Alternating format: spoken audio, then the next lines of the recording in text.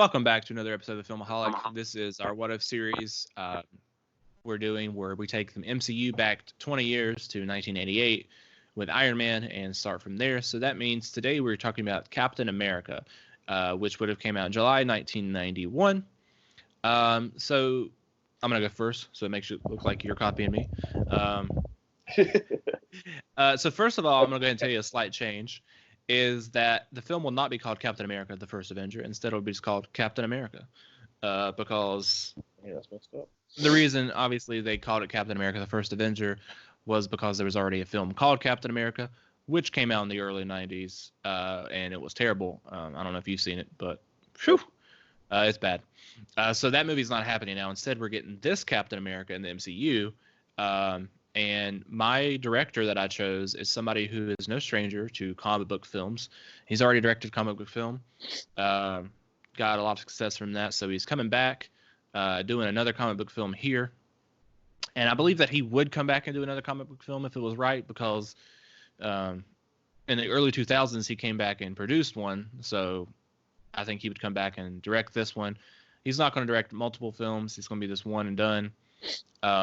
Think he'd be a perfect fit, and that's Richard Donner. Chose to direct my Captain America. And to lead the film as Steve Rogers / Captain America, he's already been in Thelma and Louise. He had another film, a couple films after that, little smaller ones. So his name is out there. Richard Donner saw him. He was like, "Oh man, I got to have him as my Steve Rogers," and that is Brad Pitt. Is going to be in the MCU as Steve Rogers / Captain America.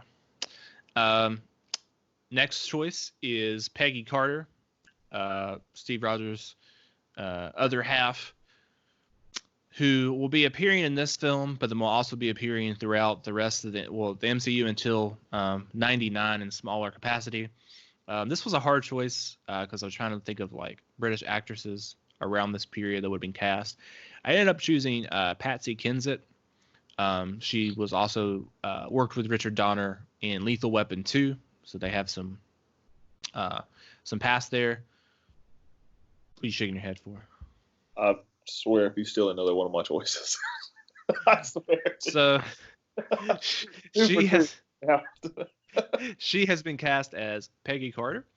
The next choice here is young Howard Stark. To me, there is only one choice for the young Howard Stark, and you got to go with Robert Downey Jr., who obviously is the modern day Tony Stark. So we're casting him as Howard Stark, which would be a younger version of Tom Skerritt.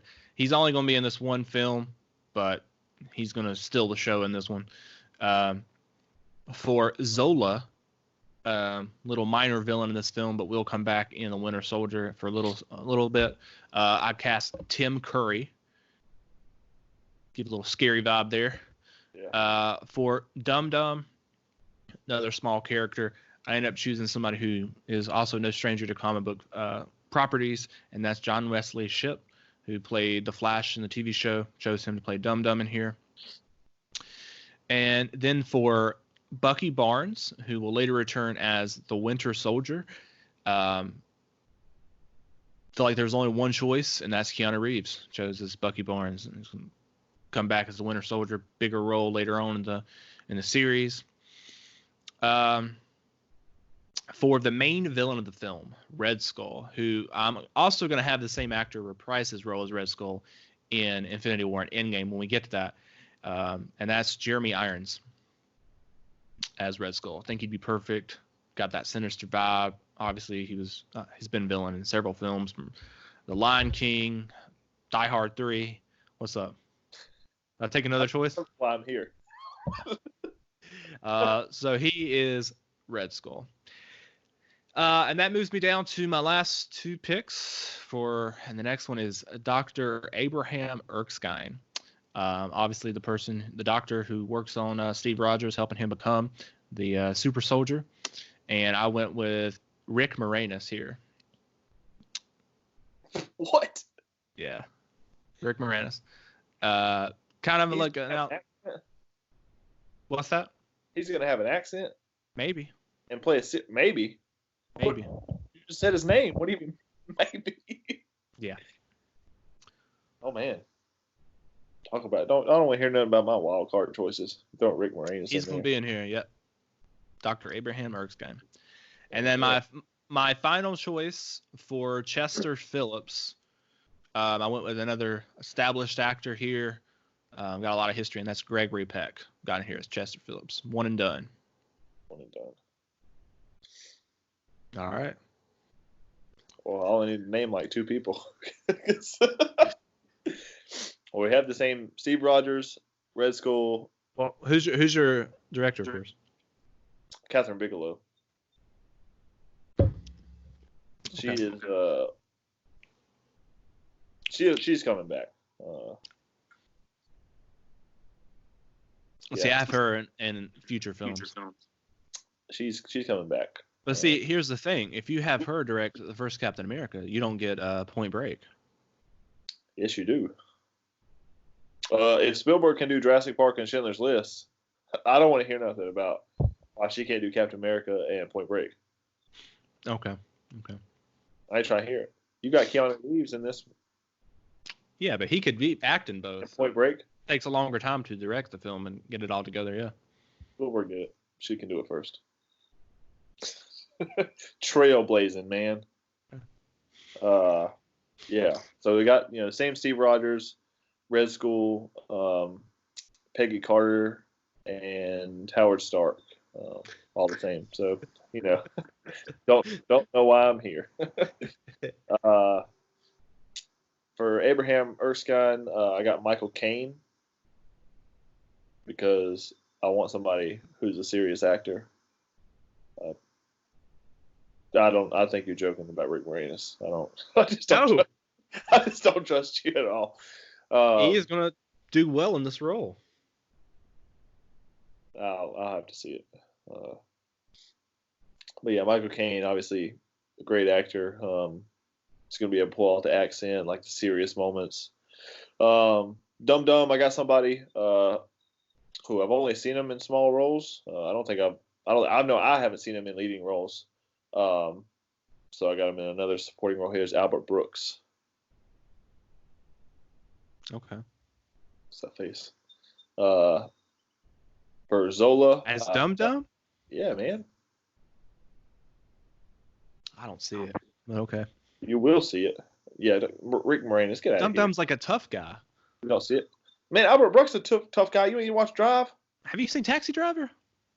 What does that matter? I don't know. I don't see it. But okay. Get out of here.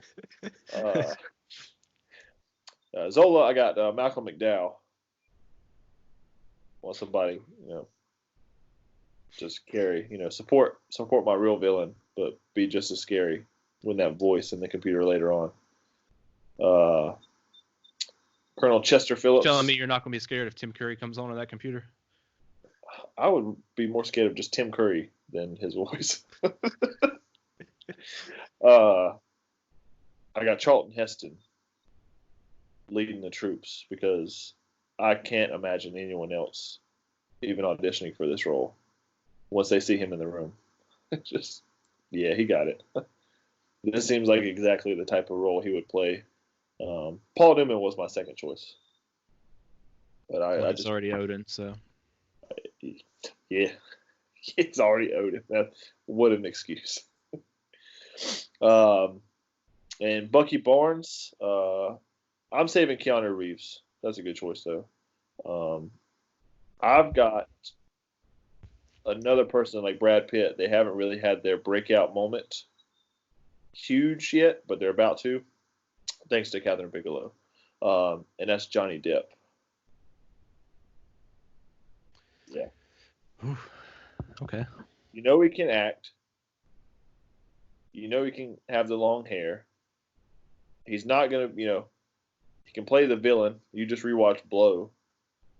He can play a bad guy. He's not a bad choice. I think Keanu Reeves is better, but not a bad choice. I do have, if we end up going into phase 4 and talking about future movies, I have him somebody in phase 4 because I decided we're including the Sony films in this as well when we get there. So he's Morbius. Yes. Just give it away. He's Morbius. Yeah, that's only had to say like 3 people because you took them all. But I appreciate it. Save my voice. All right, guys, that's our Captain America, which came out in July 1991. The next video we'll be doing is the Avengers, and then we'll be done with Phase 1 and moving on to Phase 2 in the 90s.